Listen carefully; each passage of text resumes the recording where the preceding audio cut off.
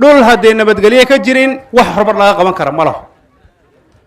waxaan rabaa meeshan sin isaad waa la kala soocaa sooma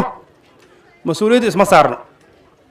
in security-ga hadda meeshu ku saara u badan tahay waa Dadamajale ward iyo waxaa weeye Liwoi ward labada mas-uuli meesha way fadhiyaan waxaan rabnaa lead initiative inaad qaadatiin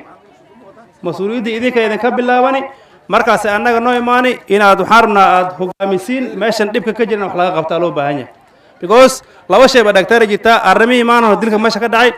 iyo arrinta qaadka arrinta dhibna wuxuu ku bilowdaa fudud yar buu ku bilowdaa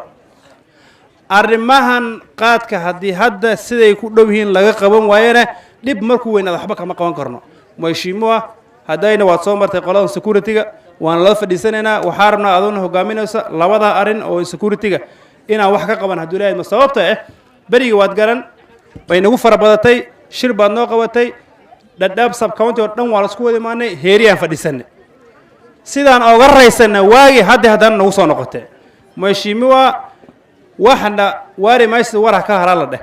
arrintan insecurity-ga intay nagu balaaranin dhagtaari waxaan rabnaa inaad wax aan ka qabanno annagana habeenii maalin garab baan ku siinanaa meeshaas aan iska gaara dowladda xagga nabadgelyada aad iyo aad ayay u muhiimsan tahay meelahan kulan iyo Damajale laba dhaxdooda dhib ayaa ka dhacay niman burcad ayaa dhaxda galay marka annaga deegaanka ayaa la rabaa inaan ilaalino nabadgelyadeena nabadgelyo wax ka muhiimsan ma leh dadka walaalaha annaga jiiraankanana inaan wax u dhinno ma aha inaan annaga iska ila qofka kan keena aan qabanno aan wariya dhib hanoo keenin naga daa dhibkan meelay joogaan waan garanaynaa ma maqlaysaa marka dadka aan iska qabanno iyo colaad dhaxdaanadana gelinin hadda dad kaloo jiiraan nala ayaa nagu soo duuli rabaadda dadkoodii baa la dilay marka waxaas ayna dhicin nabadgelyadaan ilaalino marka nabadgelyada haddaan helana wax kastaba waan helaynaa Dadaab deegaankan aan joogno haddaan beesha cawli ahaanahay dhib badan baana lagu qabaa war rabbi subxaanahu wa tacaala aan ka cabsanno ilaahay aan ka cabsanno maalin dhow meeshan shil baa ka dhacay dhib baa ka dhacay dad baa lagu dilay deegaankan Dadaab constituency qofkii wax ku gaara cawliyahan baa mas'uul ka ah deegaankan qofku wax ku gaaro muslim oo jiiraan oo xaq nagu leh cawliyahan baa mas'uul ka ah qof walba hadalkaas uu qaado waxaan rabnaa magaaladan odayaal baa joogaan caaqiliin baa joogaan culama udiin baa joogta war rabbi subxaanahu wa tacaala aan ka cabsanno annaga oo mas'uuliinta waa inaan la hadlaynaa war aan ilaalino jiiraanka iyo dadka muslimiinta wadada ku joogeen dulmina aan dayno war arrinta ayada aan dayno saddex habeen baan telefoon ku hortaagneen wada hadlaynay ay noo qabsoomeen annagana waa inaan noqono dad asturan oo asmaqli karna mayo arrintaas arrin la qaadan kara ma aha war haddii lagaa badbaadi la'yahay adna isbadbaadin lahayd xagga ku noolaanta waan isweydiinaynaa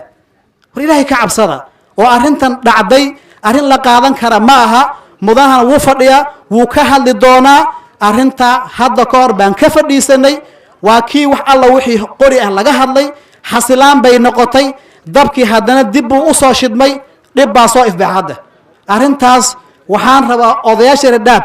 hawsha meesha ka dhacda waxa aad ka ogtihiin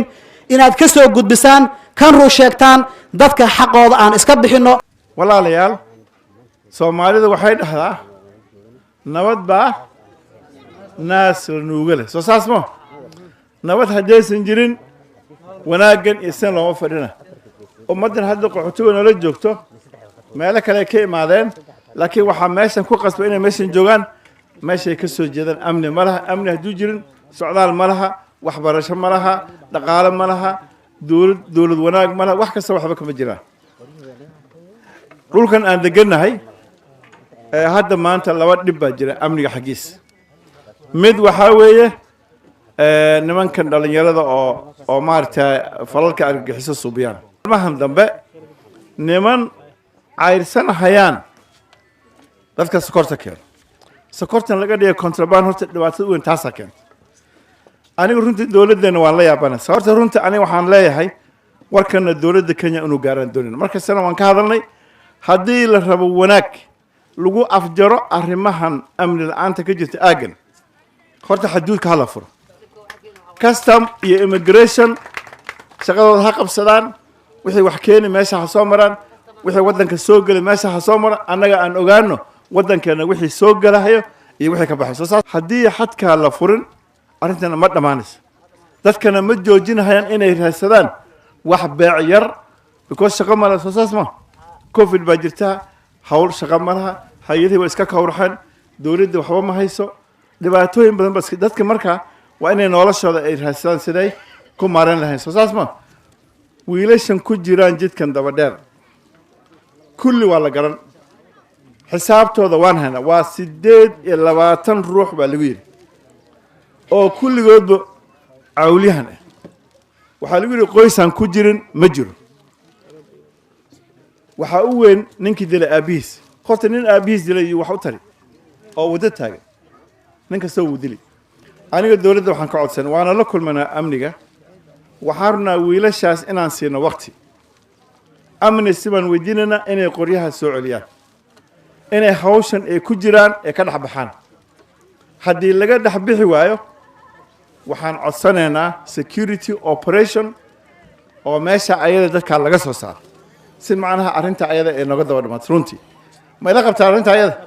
ya aniga arrintaas ayada waxaan rabaa inaan annagoo dilba hal muuquf aan kiisan nin qori wato oo waddo taagan adigana waxba kuma tarhayo qoysna waxba uma tarhayo